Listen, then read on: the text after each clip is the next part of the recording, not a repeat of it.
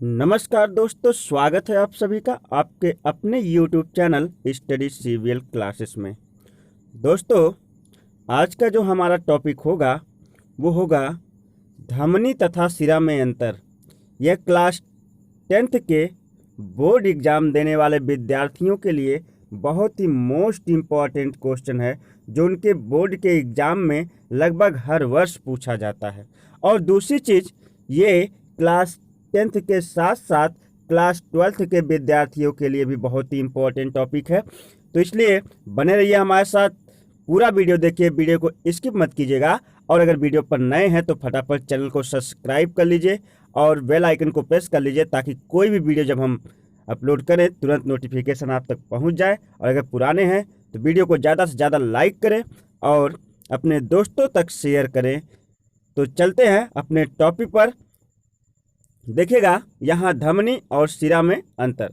पहले तो एक बात दोस्त आपको बता दूं कि हमारे जो रक्त का प्रवाह है वो किस प्रकार से होता है। तो रक्त का प्रवाह हमारे बॉडी से, संपूर्ण बॉडी से और हमारे हृदय तक होता है। कहाँ तक? हृदय तक, यानी हमारे हार्ट तक। आप कह सकते हैं कि हृदय से बॉडी में और बॉडी से हृदय में रक्त का जो है बार बार जो है परिसंचरण चलता रहता है। इस प्रकार से ये चक्र घूमता रहता है, यानी बॉडी से हृदय, हृदय से बॉडी, बॉडी से हृदय, हृदय से बॉडी। ऐसा क्या है इस प्रकार से, जरा इसको हम समझते हैं। तो चलिएगा समझते हैं कि हमारे धमनी और ये सिरा है क्या। धमनी और सिरा एक्चुअली दो वेन्स हैं, दो नसें हैं जो शरीर में पाई जाती हैं। अब धमनी को वेन्स कहा, धमनी को जो है यहाँ पे आर्टरीज की कहा जाता है इंग्लिश में, और सिरा को वेन्स कहा जाता है। तो धमनी में जो है शुद्ध रुधिर बहता है और सिरा में अशुद्ध रुधिर बहता है। तो अब थोड़ा सा जान लेते हैं कि शुद्ध रुधिर और अशुद्ध रुधिर क्या होता है। दोस्त समझिएगा, हम श्वसन में ऑक्सीजन गैस लेते हैं जिसे हम अपने फेफड़ों में भरते हैं, और फेफड़ों से ये ऑक्सीजन हमारे रक्त में मिल जाती है। तो जिस रक्त में ऑक्सीजन मिला होता है उसे हम शुद्ध रक्त कहते हैं या शुद्ध रुधिर कहते हैं, और जिस रक्त में कार्बन डाइऑक्साइड मिला होता है उसे हम अशुद्ध रुधिर कहते हैं। यहाँ पे हम लिख रहे हैं रुधिर, रुधिर जिसमें क्या मिला हो, जिसमें मिला हो O2, तो ये हमारा हो जाता है शुद्ध रुधिर। कौन सा? शुद्ध रुधिर। ठीक है दोस्तों। और कह रहा है कि रुधिर, देखिए रुधिर जिसमें ऑक्सीजन मिला हो उसे हम क्या कहते हैं? शुद्ध रुधिर कहते हैं। ठीक है, अब आगे बढ़ते हैं। कह रहा कि अब यहाँ पे रुधिर, मैं जो लिखा ध्यान से देखिएगा, रुधिर जिसमें क्या मिला हो? कार्बन डाइऑक्साइड, इसे हम क्या कहते हैं? अशुद्ध रुधिर।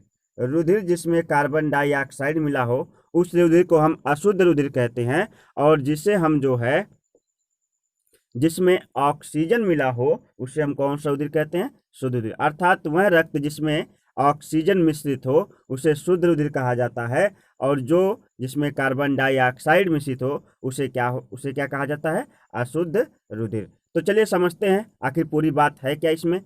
तो जैसे जब हम श्वसन करते हैं तो श्वसन करते समय जब हम ऑक्सीजन लेते हैं तो ऑक्सीजन को अपने फेफड़ों में भरते हैं, और अपने जब फेफड़ों में हम ऑक्सीजन को भरते हैं तो उस वक्त जो है ब्लड की वेंस या ब्लड की वेसल्स जो है आती हैं और ऑक्सीजन को लेकर के रक्त के साथ हृदय के पास जाती हैं, और हृदय जो है ऑक्सीजन युक्त रुधिर को पूरे शरीर में धक्का देता है या पूरे शरीर में भेज देता है, और वहाँ पर जो है ऑक्सीजन का यूटिलाइजेशन होता है। एटीपी के पैकेट जलते हैं जिनसे एनर्जी प्रोड्यूस होती है, और एनर्जी प्रोड्यूस होने के बाद वह रुधिर जो है वह ऑक्सीजन जो है कन्वर्ट हो जाता है कार्बन डाइऑक्साइड में। ऑक्सीजन प्रोड्यूस होने के बाद जो है वह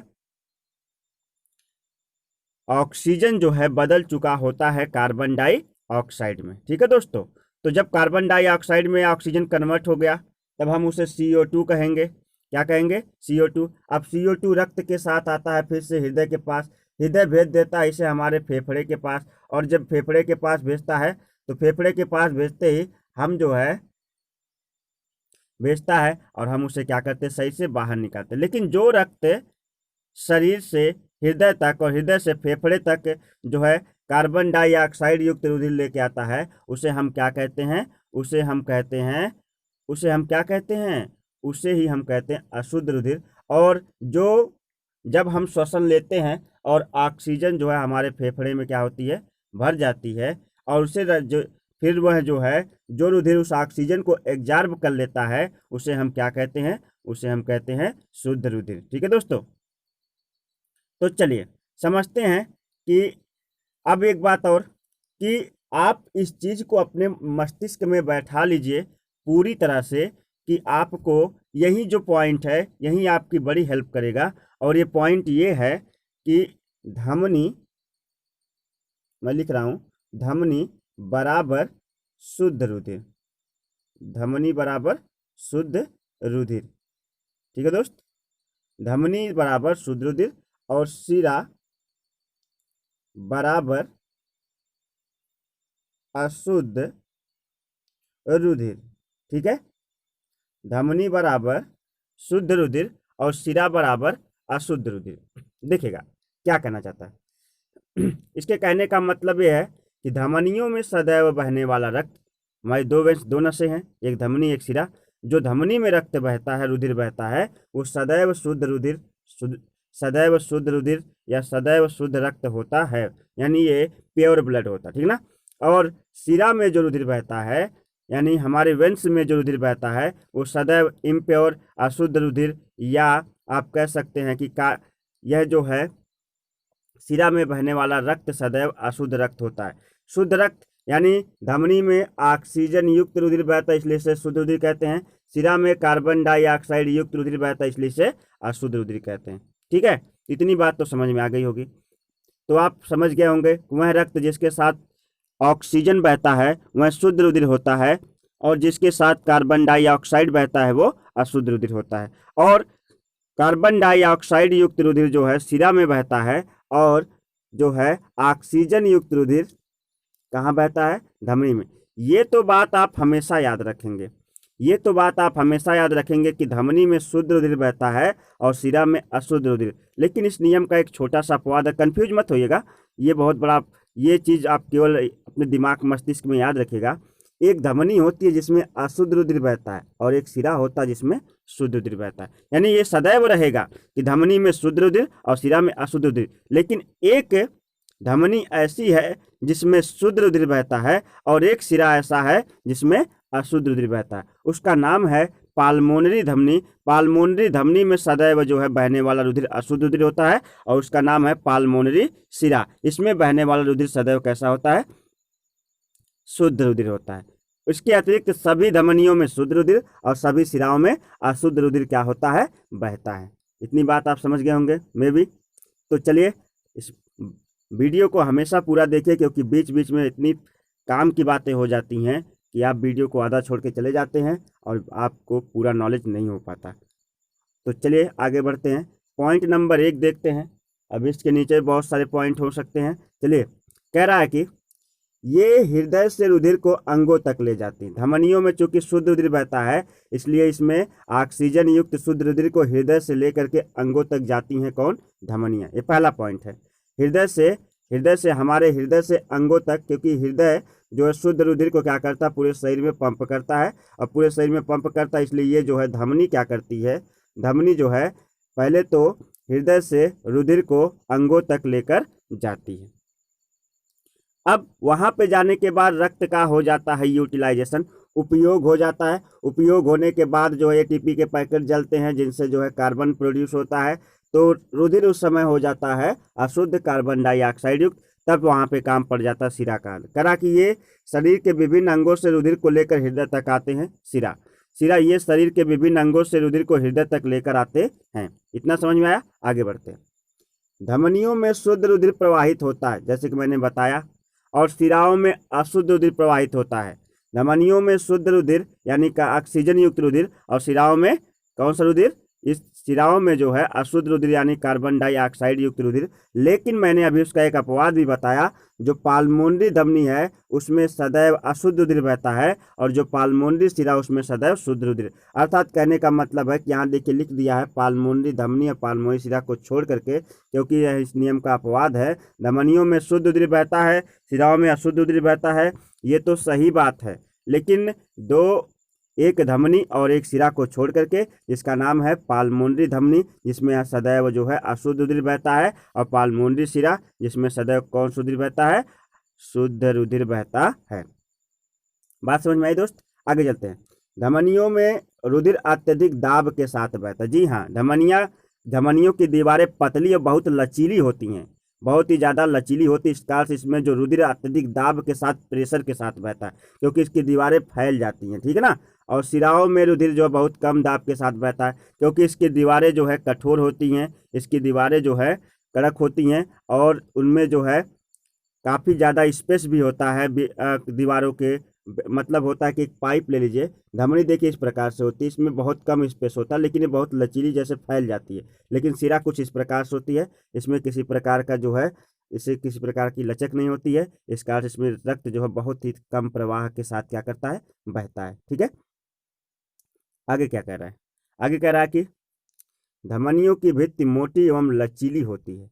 धमनियों की भित्ति कैसी होती है? मोटी होती है, जैसा मैंने बताया। इसकी दीवार, धमनियों की जो दीवार है वो मोटी हो जाती है बाहर से, और अंदर का स्पेस बहुत पतला रहता है और लचीली होती है। और कपाट पाए जाते हैं। सिराओं की भित्ति बहुत पतली होती है, यानी ये दीवारें जो है, सिराओं की दीवारें बहुत पतली, ये दीवारें बहुत पतली पतली होती हैं, और सिराओं की दीवारें बहुत पतली होती हैं और जो है कम लचीली होती हैं। ठीक है ना, सिराओं की दीवारें पतली होती हैं और क्या होती हैं, कपाट इनके कम लचीले होते हैं। तो आपको हमेशा याद रखना है, धमनियों में बहने वाला रुधिर है शुद्ध, सिराओं में बहने वाला रुधिर है अशुद्ध। और यह जो है धमनियों में शुद्ध रुधिर जो बहता है उसमें का ऑक्सीजन मिश्रित होता है, और सिराओं में अशुद्ध जो बहता है उसमें कार्बन डाइऑक्साइड। ठीक है, इतनी बात तो समझ में आई। लेकिन एक धमनी ऐसी है जिसमें कौन सा बहता है, अशुद्ध रुधिर, उसका नाम है पाल्मोनरी धमनी। और एक सिरा ऐसा है जिसमें शुद्ध रुधिर बहता है, उसका नाम है पाल्मोनरी सिरा। धमनियों में कह रहा कि यह हृदय से अंगों तक जो है रक्त को लेकर जाती हैं। यह हृदय से अंगों तक क्या करती हैं, रक्त को लेकर जाती हैं धमनियाँ। और सिराएं जो हैं क्या करती हैं, शरीर से रक्त को उठाकर हृदय तक और फिर फेफड़ों तक लाती हैं। ठीक है, और यहाँ कह रहा कि धमनियों में शुद्ध रुधिर और सिराओं में अशुद्ध रुधिर। धमनियों में रुधिर अत्यधिक दाब के साथ बहता है, क्योंकि उनकी दीवारें जो है मोटी होती हैं और लचीली होती हैं। सिराएं बहुत कम दाब के साथ, क्योंकि उनके मध्य जो हॉलो यानी खोखला स्थान होता है बहुत ज़्यादा होता है, और दीवारें इनकी बहुत पतली होती हैं। और करा कि धमनियों की भित्ति मोटी लचीली और कपाट पाए जाते दोस्त। और सिराओं की भित्ति पतली और कम लचीली होती हैं, इनमें कपाट नहीं पाए जाते। अब यकीनन मानिए इतने पॉइंट यदि आपने अपने परीक्षा में लिख दिए तो आपको पूर्णांक पाने से कोई रोक नहीं सकता। तो आज का टॉपिक कैसा लगा कमेंट बॉक्स में ज़रूर लिखिएगा, और अगर चैनल पर नए हैं तो चैनल को सब्सक्राइब कर लीजिए, और जो है बेल आइकन को ऑन कर लीजिए, ताकि कोई नई वीडियो आए तो तुरंत नोटिफिकेशन आप तक पहुंचे। और यदि चैनल पर पुराने हैं तो इस वीडियो को ज़्यादा से ज़्यादा शेयर कीजिए, और वीडियो को लाइक कीजिए, चैनल को सब्सक्राइब कीजिए। चलते हैं, तब तक के लिए नमस्कार, बाय बाय, जय हिंद।